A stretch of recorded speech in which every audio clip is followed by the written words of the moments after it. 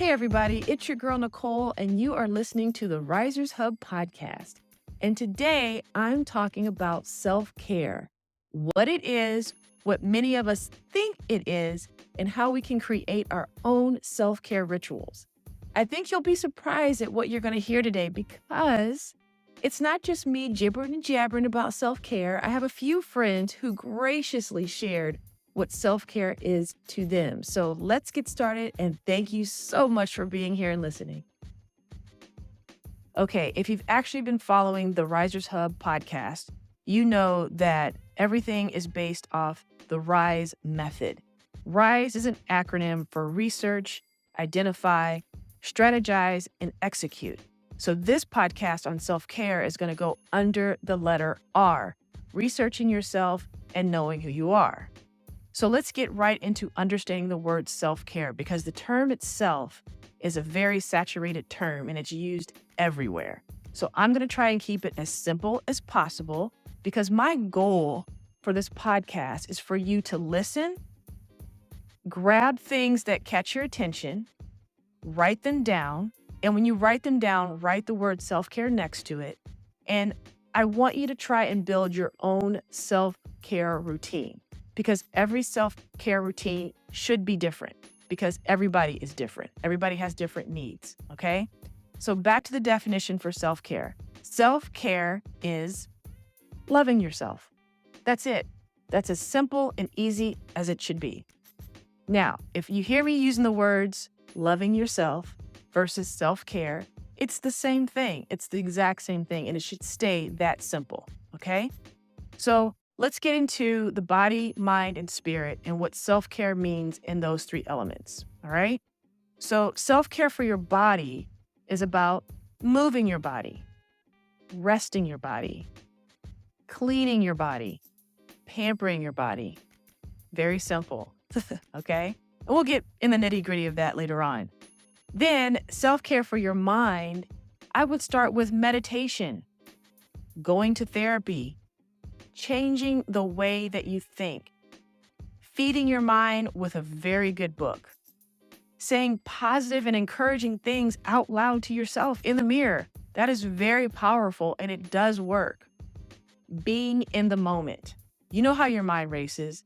It's great if you're aware about being in the moment. Next, self-care for the spirit or soul. Well, I always ask people about, how are you doing? What kind of mood are you in? Where is your spirit? Are you in good spirits or are you in bad spirits? Are you in a positive mood or a negative mood? If you're in a negative mood, why? What's going on? Think about it. Feeding your soul is also connecting with nature, traveling, and surrounding yourself with amazing people. That's feeding your spirit and feeding your soul. But I'm also going to tell you what self-care is not. So ladies, listen up. Listen up. Self-care is not selfish. Self-care is not temporary. Self-care is not just for women. Dudes, you thought I left you out, right? I did not. It's not just for women. Self-care is not time-consuming. Self-care is not the same for everyone. It just isn't. Everyone is different. So everyone has different needs. So remember, self-care is not the same for everyone. All right. So now that you know what self-care is and what self-care is not, let's listen and hear what self-care is to someone else. Self-care to me means listening to your body and allowing yourself to sit with your emotions, reminding ourselves that it is okay to not be okay. So when I think about self-care, I think about doing things to nourish my mind and body. Lately, one thing that I've been doing every night is laying out my gym clothes and packing my lunch before I go to bed.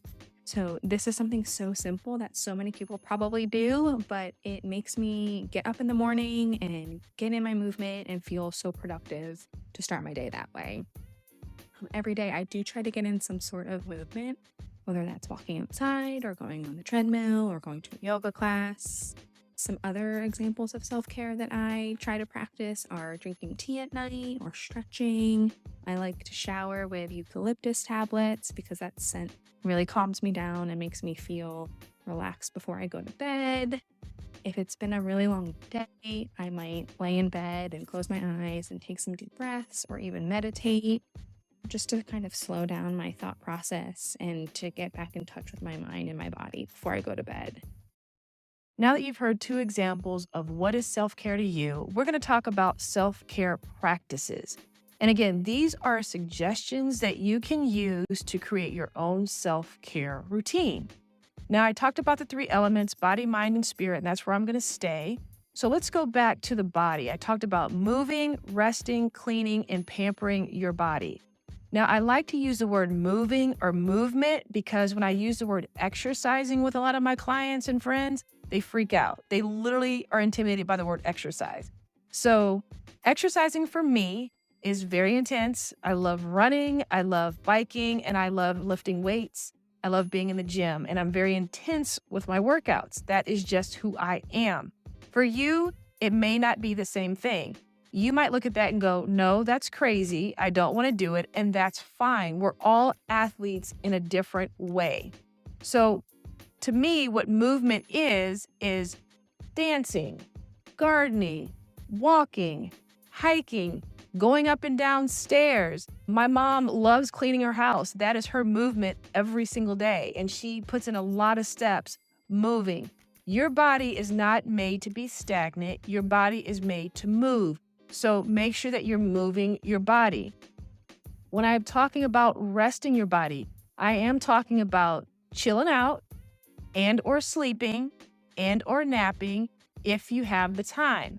Now, having just said that, the minimum hours of sleep a human being should have, an adult human being should have, is 7 to 8 hours of sleep.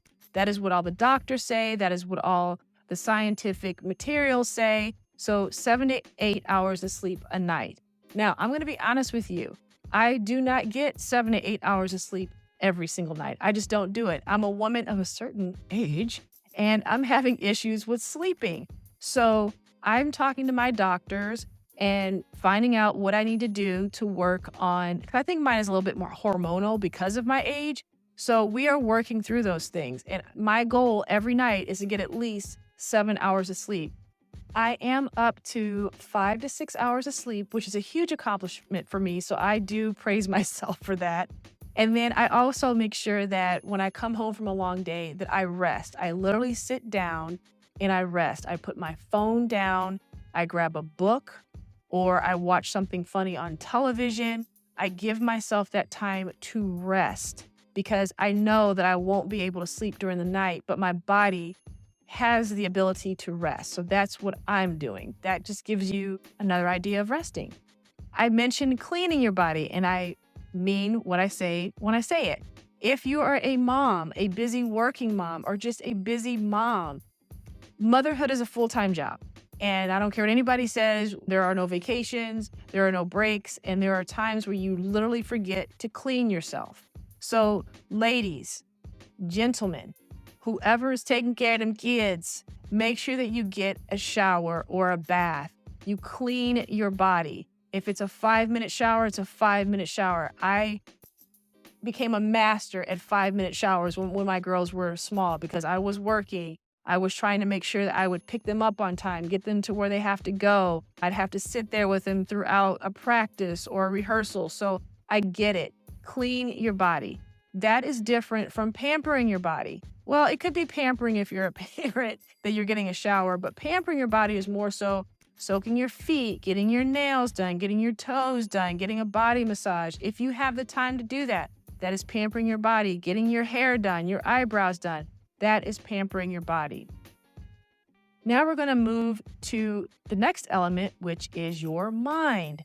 And the first thing that you can do for self-care with the mind is just being present, being aware, and being engaged in whatever it is you're doing in the moment. And you know, if you're a regular human being, sometimes that's very hard to do because there's so much going on. Take time to appreciate where you are right now. Slow the mind down, be present, pay attention to the person that's in front of you. Again, put that phone down and be mindful. That is the bare minimum. The next thing you could do is journal. Now, journaling is not for everybody, but it is a great way to get those racing thoughts out of your head and on paper. And I like to tell people to physically write in a journal because it's something about the brain, the hand, the pen, and the paper connection. If you ever pay attention to your writing, you will see that if you're in a good mood, your penmanship is great. If you're in a bad mood, your penmanship is very, very interesting. And so when you're in a bad mood or you're going through something that's challenging and you're writing it down, I like to tell my clients, write it down and then take that piece of paper, ball it up, and then burn it or throw it away. It's a great way to release that tension. It may not actually make that problem go away, but it's the first step in getting rid of that situation or that challenge in your life. Therapy is a fantastic way to unravel things that are holding you back. Period. I stopped there because there's a lot of people that are from a lot of different cultures who do not believe in therapy. The strange person is sitting in a room with you, listening to your thoughts and your life. It is legally, what's the word I'm looking for? They cannot legally tell the world your business. I'm just going to put that out there, okay? But what this person can do is sit there and listen to you, pay attention to you, analyze you, and then provide you resources and tools for you to navigate through life with your friends, with your family, at work, at school, in the most efficient and effective way possible, if you are willing to be open enough to receive what they're giving you. Okay, so let's go back to that question. What is self-care to you?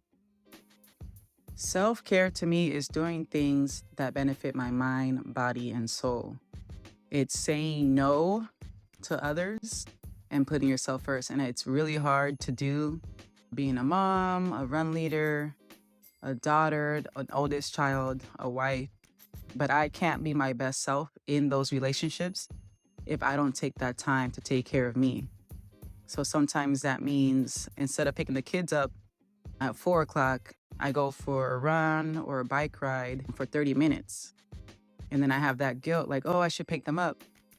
But understanding that to show up and be present and prepared to parent, I need to take care of me. So those 30 minutes are very important. I don't have a lot of time during the week to take care of myself, but I notice that when I don't put that time aside for self-care, I'm just not my best self in relationships. I'm not the best mom that I can be, the best wife, the best friend, the best leader, the best daughter, the best sibling. So for me, self-care is extremely important. As I mentioned, I pour a lot of time into others. And so I just want to make sure that I don't burn out and that I'm taking care of myself. And that's what self-care means to me. Man, I really loved what she said because she's so many things to so many people and she has to set boundaries. And so that moves into what I was going to talk about is setting boundaries and getting comfortable with the word no. You can't control how the other person is receiving what you're telling them, but when you're taking care of yourself and you're loving yourself, you can't worry about how that person is receiving what you're saying. And if you can pay attention to how they're receiving it and they're not receiving what you're trying to give them, I'm going to tell you, you got to reevaluate that friend list. I'm sorry I said it, but you have to get comfortable with the word no, and people are going to have to respect your boundaries. Another thing that is a great practice for your mind is learning new skills or picking up a new hobby, keeping your mind moving forward. It's a great way to just not think about anything that you feel is holding you back. Just start doing something. Just pick up something new, a new hobby, a new skill, something to keep your mind exercising in a way, all right? The next one is time management. Now, time management is an interesting word right now in coaching because some coaches completely believe in it and there's a few of them that are like, it's trash. I'm going to tell you that I believe in time management because I believe that you're valuable, I'm valuable, and our time is valuable. And that goes back to setting boundaries and saying no when you need to say no, and yes when you're able to say yes. Now, if you're a busy mom with kids and a job, time management is very important because you have to get everybody to where they have to go, and then you have to get to work, and then you have to cook dinner, and then you have to clean the kids. And remember, you got to do a little self-care on yourself. So that is time management, and writing down the things that has to get done, whether it's in your phone or on a piece of paper or on a family calendar. Time management is crucial. If you're someone who doesn't have kids and you're all about your career and all about getting stuff done because you're trying to build something, hey, your time is valuable too. And you need to write those things down, organize them in a way that's going to work for you. And remember, back when we were setting goals and they had to be SMART goals, that's all part of the time management, making sure that everything that you're putting on your calendar is realistic and you're setting yourself up for success. So please make sure that you are adding time management into your self-care routine. Now, again, what is self-care to you? Self-care to me is about confidence and self-expression. I can definitely say at this stage of my life, I'm not really worried about how I'm perceived. If people know that I get massages or a mani-pedi or an occasional facial. And that definitely wasn't the case when I was a younger guy. I think first of all, I was very naive about the fact that those services even existed. But I was also way more concerned about the perception. Would people label me something if they knew that I did those things? So I think, once you reach a certain level in life where you're confident, I think you change the way you look at self-care, and you're able to embrace it a lot more easily.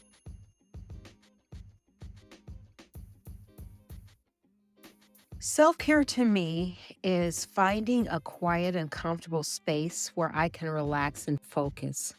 I take a deep breath and let go of any stresses or tensions that I may be holding on to. I then pick up my day by grabbing my creative tools that I'm working on in the moment that inspire me, and I allow myself to freely express my creativeness through my art, which helped me clear my mind and find a sense of calm. That's what self-care is to me.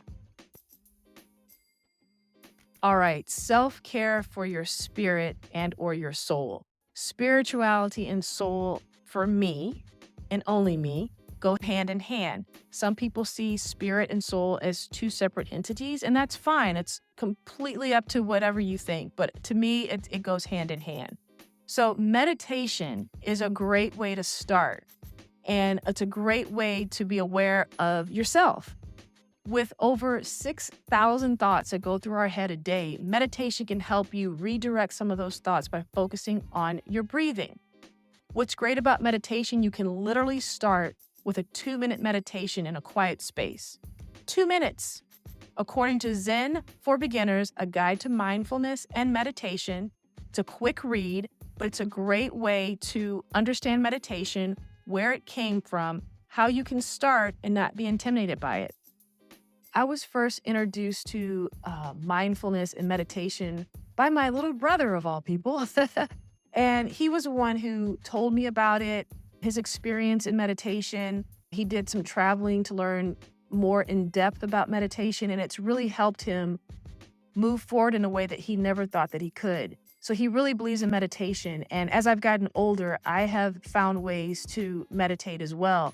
Now, when he introduced me to meditation, I had 2 small kids, and to find 2 minutes, even to find 2 minutes a day was a joke. And I remember when I would sit and try to meditate, I would just fall out laughing. So I'm like, I just don't have time for this. But now that I'm older, I look for the time. I find the time. It's one of my many tools that I go to when I need to just quiet my soul and quiet my mind and feed my spirit. Another way that I do this is through prayer. And if you are a believer, spending time with God is always soothing and powerful at the same time. Giving God thanks, sharing your appreciation for his love, and letting him into your life when you're being challenged can reduce so much stress and anxiety. Meditation can do the same thing. So I want to make it very clear. prayer is good if you're a believer. If you're not a believer, I respect that, but there are ways to feed your spirit. Now, another great way is connecting with nature. I love connecting with nature. When I was in San Diego, it was the beach. I'm here on the East Coast, it's the trails. I love connecting with nature. I love running in it. I love just standing in it and just taking deep breaths. I love connecting with nature. Why is nature so healing? Well, according to the Greater Good Berkeley study, one possibility is that having access to nature, either by living near it or viewing it, reduces stress. In a study by Catherine Ward Thomas and her colleagues, people who live near large areas of green space reported less stress over the course of a day. There is also evidence that exposure to nature impacts the brain. Viewing natural beauty activates special reward circuits in the brain associated with dopamine release that gives us a sense of purpose, joy, and energy to pursue our goals. I noticed when I would get stressed, I would head to the beach when I was in San Diego. Now I head to the trails. I love the trees. I love the fresh air. I love the idea that nature is going to be nature no matter what's going on in our lives. And it really grounds me in a way because I feel so insignificant when I'm looking at a mountain, when I'm looking at a tree that's standing, thousands of feet tall, when I'm looking at just the spread of the ocean and how big it is and how it can literally just swallow me up. It really puts me in perspective as far as what's going on in my life, and it reduces my stress. It calms me down and I can move forward. And that's all I want to do is just move forward and be happy. Another self-care practice when it comes to your spirit is gratitude. Have you ever been told to list things that you're grateful for? If you haven't, you should really consider it because it really does shift your mood. It's easy to put together a gratitude list no matter where you are. You can do it on your phone. You can write it down on a piece of paper. You can list them in your head. And when you start thinking about the things that you are grateful for, from the smallest thing to the biggest thing, it does shift your mind. It does shift your mood. Now, according to the American Psychological Association, they define the gratitude phenomenon as a sense of happiness and thankfulness in response to a fortunate circumstance or tangible gift. So write down the things that you're thankful for and see how it shifts your mood. Now, what is self-care to you? Hello, this is Joe, aka Joe the Wellness Curator. And to me, what self-care means is different. It changed over the years as I went through my wellness journey. In the beginning, self-care meant meditation and journaling, but that's only because I was doing what I saw and was told is self-care. And in order to find what self-care actually meant to me, it was actually pretty hard because I had to be extra present and do some internal work to figure out what brought me care, what brought me joy, what refilled my cup at the end of the day when I was depleted. And now that I'm with myself and tuning into myself, self-care looks a lot different and it doesn't look clean. It doesn't always look perfect. Sometimes it's watching Black Cake on Hulu, binging the whole thing. Sometimes it's going for a walk with my dog. Sometimes it is playing video games that isn't too focused on a certain objective. It's just kind of mindless. So, and then sometimes it's going to the gym and enjoying a hard, tough, but really good workout. So all that to say, self-care really depends on the moment and where you're at. It sometimes involves you digging deep to see what your body needs and what your mind needs at the moment to fulfill that urge or that need or to fill that cup. And if you don't know what you need, sometimes you just need to sit still and kind of go back to the original thing I said and meditate and figure out what's important to you, because no one else can dictate what self-care means to you. Other folks can give you strategies and tell you their own approach, but at the end of the day, it's something you have to figure out for you so that you can live your best life and make sure you're putting yourself first. Okay, so my personal story on self-care is that it has changed over the years due to previous life experiences, good and bad.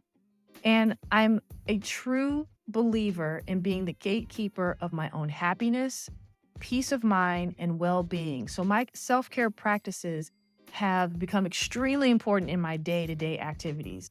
Now, what I'm about to share is a bit of a privilege. I have put my time in taking care of kids, taking care of a family, working full time. I've done it all. And so everything that a lot of you may be going through, I am also going through it. I'm not perfect, but I am in a different place in my life. So I'm able to focus more on the quality of my life and making time for myself.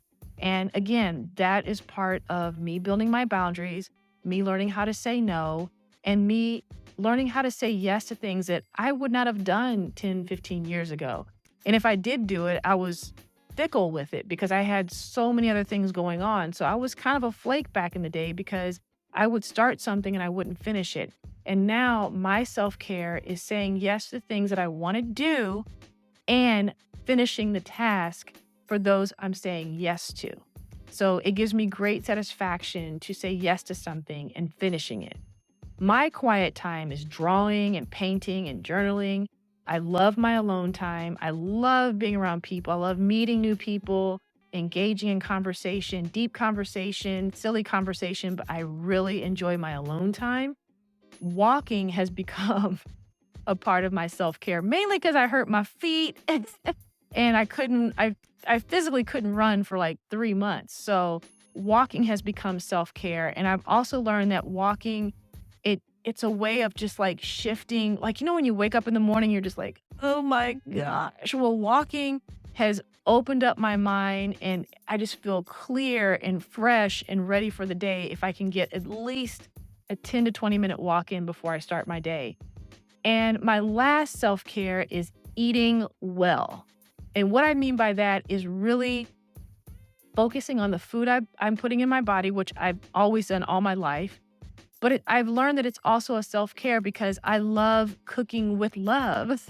I love fixing nice meals, sitting down and having a quiet time with the food, whether that's just me by myself or someone across from me that I enjoy talking to and sharing my life with. It's all part of my self-care. So now that you understand what self-care is and the impact self-care can be, think about everything that you heard, look at what you've written down, write self-care next to it, and start building your own self-care routine, okay? Again, I'm going to restate this. Self-care reduces stress and anxiety. It lowers cortisol levels. It makes you happier. Self-care is like getting better sleep. It reduces the risk of heart disease, stroke, and cancer. And it also improves your immune system. If you don't believe me, check out choosingtherapy.com online and they have an article written about all this stuff, okay? Now, if you're trying to overcome challenges when it comes to self-care, let's discuss the common challenges that people face when they're trying to implement self-care, okay? First is work, family, daily chores, responsibility, time, trying to find the time to do some of the self-care. I would suggest starting small and work your way up because work, family, daily chores, and responsibilities, it's a lot. And you need to be aware, which is being mindful of what's going on, and then finding the time to set those boundaries, which means getting comfortable with no and starting small. Going back to that 2-minute meditation, going back to that 2-minute quiet time in the bathroom. Get it done, okay? Next, ask for help. Put your pride down and ask for help because it's going to keep you sane. It's going to give you that time that you need to take care of yourself. And it's going to also help you reevaluate how you're going to move forward the next hour, to the next day, to the next week. Make self-care part of your life and schedule. So when we talked about time management, you need to add this to time management. Self-care time is at this time every single day for me. Do not feel guilty for taking care of yourself. Get rid of the guilt. Remember this podcast. remember my voice saying, don't feel guilty taking care of yourself and loving yourself. Last, be consistent and understand that self-care is so important. Okay? Now, you know I have an acronym for you. I'm just got to move on because there's so much information here that I don't want your head to explode. But this is what I got out of self-care. So self-care, you can write that down. SELFCARE. S stands for satisfying. Self-care is satisfying. E, self-care gives you energy. It's energizing. L, self-care is life-changing. F, self-care is freaking fun. You can keep the freaking out of there and just say fun, okay? C, connect with nature. Connect with things that make you happy. A, self-care is achievable. 2 minutes in the bathroom, quiet time, by yourself. That's where you start. R, self-care is absolutely rewarding. R is for rewarding. Last but not least, the last E is for effective. Self-care is effective. You will see a difference in your life, in your character, in how you're moving, and how you're communicating with people. Self-care is definitely effective. So I hope that you got something out of this podcast. Thank you for listening to the Risers Hub podcast, and tune in next week as I start to explore more of the Rise Foundation with experts and guests who will teach us new ways to take care of ourselves and navigate through life with useful tools and resources for us to launch forward and live our best life. Please like and share the podcast, and feel free to send podcast suggestions to therisershub.com. Until next time.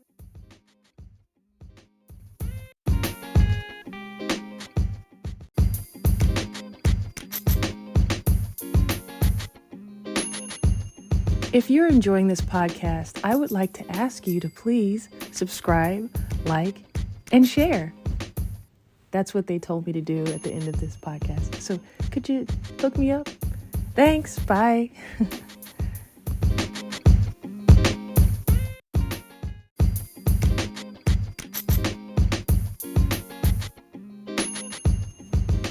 Hey, thanks for tuning in. Remember, this podcast is meant for both education and entertainment purposes only.